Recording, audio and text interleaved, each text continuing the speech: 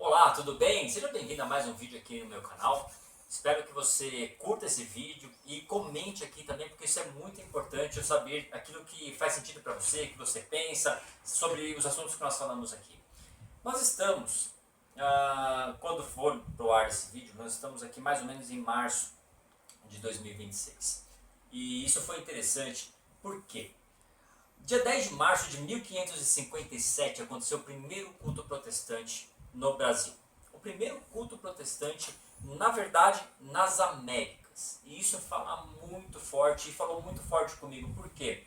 Porque eu dei aula sobre a história da igreja no Brasil exatamente do dia 9 para o dia 10. E quando isso aconteceu e eu estava revisando o conteúdo, eu falei, uau, Deus continua falando, mesmo usando um item, um elemento tão incrível como esse, a data que aconteceu. Por quê? Porque essa aula já estava marcada há muito tempo e não tinha como ter casado isso. E quando eu fui preparar o conteúdo, eu falei, meu Deus, que coisa linda, que é Deus falando, sabe, com cuidado, tão com esmero, que é bem característico do que Deus faz nas nossas vidas. E eu quero meditar aqui com você sobre o amor de Deus sobre a igreja. Por quê?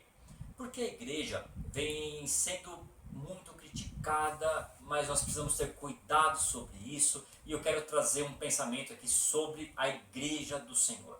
Então, primeiro é necessário nós entendermos que existem dimensões de igreja. Então, uma dimensão que vem crescendo muito na boca de muita gente é a dimensão do eu sou a igreja, né? Então, se eu sou a igreja, tudo bem de eu não ir à igreja e de eu viver sozinho, sem estar numa comunidade de fé, porque eu sou a igreja. Deixa eu te alertar sobre isso. Cuidado. Todo órgão que está fora do corpo, ele apodrece.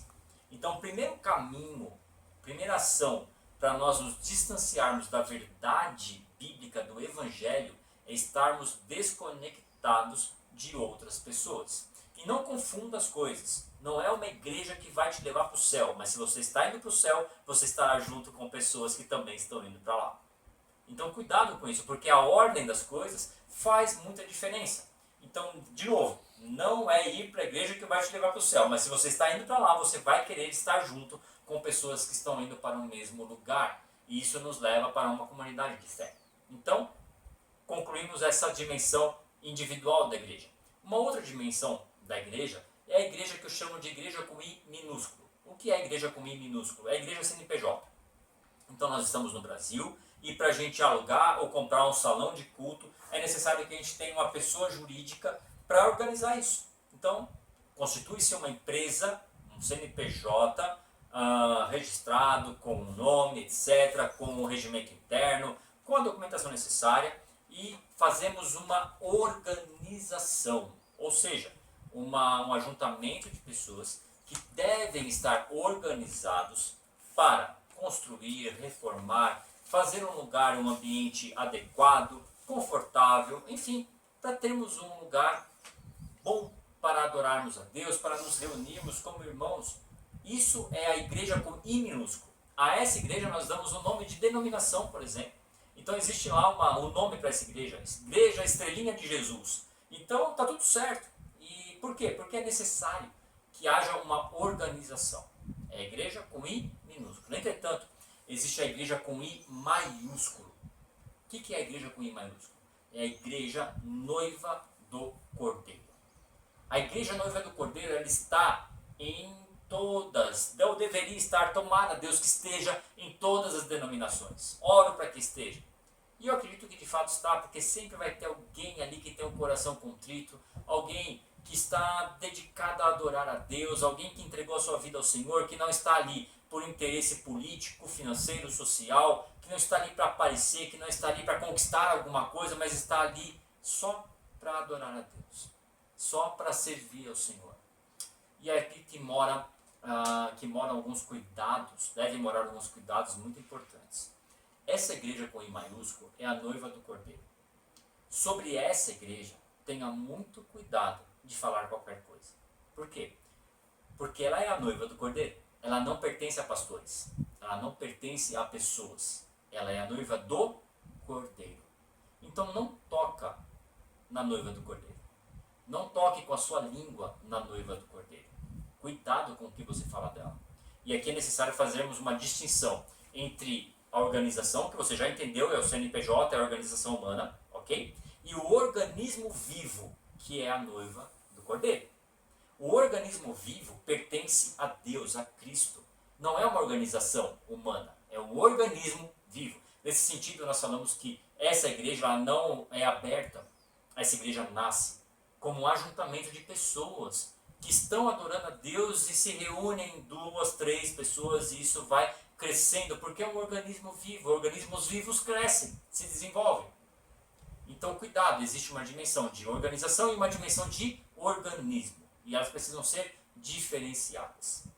Agora, para você que é líder, para você que talvez seja pastor, que, enfim, que lidera algum grupo de pessoas dentro da igreja, eu quero te chamar a um ponto de atenção, a um ponto de muito cuidado. Por quê? Lembre-se, a noiva é do cordeiro, a noiva não é do pastor, a noiva não é do líder, a noiva não pertence à denominação. Assim, cuidado com termos. Por exemplo, nós perdemos pessoas, perdemos membros. Escuta, você não perde aquilo que não é seu. As pessoas pertencem a Cristo. Elas são atraídas ou são levadas, enfim, e as pessoas são de Cristo. Nós somos chamados para cuidar de pessoas e não para dominar pessoas. Infelizmente, a igreja atraiu muitas críticas, atraiu muitos haters, né, que diz, por quê? Porque existem pastores dominadores. E esses pastores são verdadeiros endemoniados. Por quê? Porque eles estão querendo dominar pessoas. Nós somos chamados para ajudar pessoas, para conduzir pessoas a Cristo e não a nós. Então, pastor, líder, cuidado. Nós devemos ser seguidores de Cristo, mas nós devemos atrair as pessoas, e quando as pessoas estiverem vindo a nós, sai da frente e deixa elas encontrarem o Cordeiro. Porque o alvo é Cristo. Não sou eu, não é você. Cuidado, pastor. Se você foi delegado pelo Senhor, se existe um nível de autoridade na sua vida, essa autoridade veio de Deus por permissão de Deus. Porque nenhuma autoridade seria dada sem a permissão de Deus. Se essa autoridade está dada a você, cuidado. O povo, a igreja, não é seu. Eu ouvi muitas vezes profecias do tipo, pastor, tem um povo te esperando, existe um povo. Ei, o povo é de Deus. Lá em Efésios 4 nós lemos que o próprio Cristo deu uns para apóstolos, outros para profetas, evangelistas, pastores e mestres, para a igreja, para o corpo de Cristo, para que a igreja fosse levada até o nível, a estatura de varão perfeito. Então, não existe um povo para você, pastor. Talvez, se Deus for misericordioso e encontrar em você um lugar para que você seja usado por Deus, talvez Ele possa te entregar a um povo, para que você possa servir a este povo. Servir como voz do Senhor.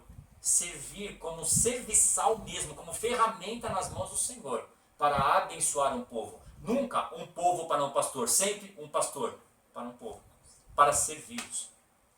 Mais do que isso, pastor, na antiga Israel, era costume, e era até uma regulamentação, de que o noivo não poderia ter um relacionamento, não poderia encontrar a noiva antes das núpcias, antes do casamento.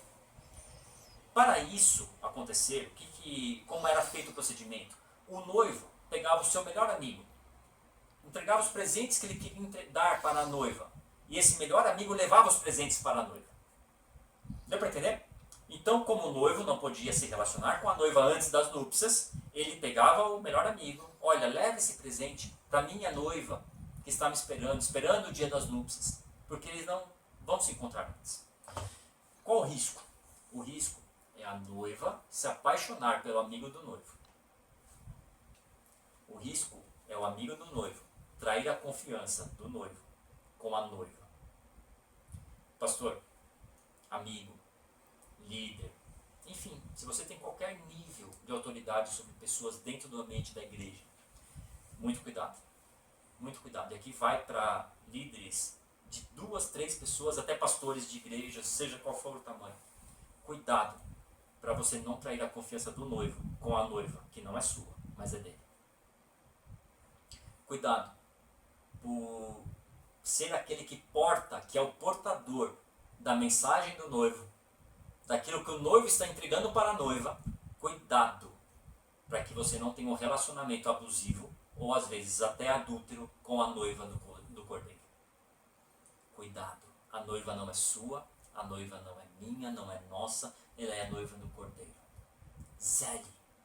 Zele pela noiva do cordeiro, porque ela está sendo preparada para encontrar com ele, para as núpcias e para o relacionamento eterno, para a vida eterna. Não sejamos nós aqueles que vão desviar a noiva, que vão macular a noiva do cordeiro. Que Deus nos guarde disso.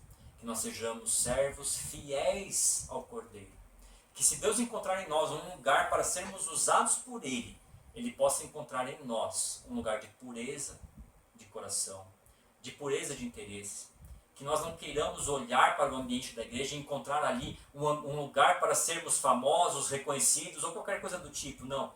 Mas que nós sejamos usados por Deus para servir a noiva, para servir ao cordeiro, para sermos usados por Deus, para que a vontade dele venha à existência nesse tempo e no lugar onde você foi plantado por Deus.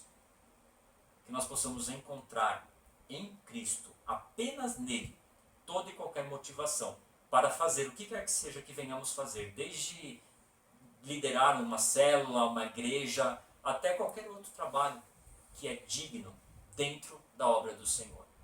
Que em mim e em você nós sejamos encontrados sem interesses, de roubarmos a lã e a gordura das ovelhas do Senhor. Que nós possamos ser usados para servir, porque quem não serve, não serve. Que nós sejamos servos. Que Deus te abençoe. Escreva aqui, comente aqui se fez sentido para você.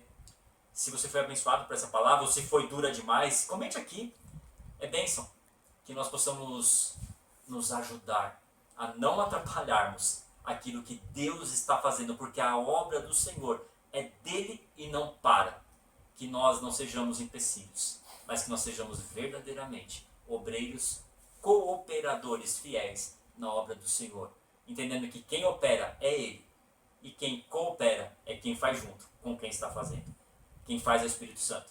Que eu e você sejamos cooperadores na obra do Senhor. Que Deus te abençoe. Te aguardo aqui nos próximos vídeos. Até lá.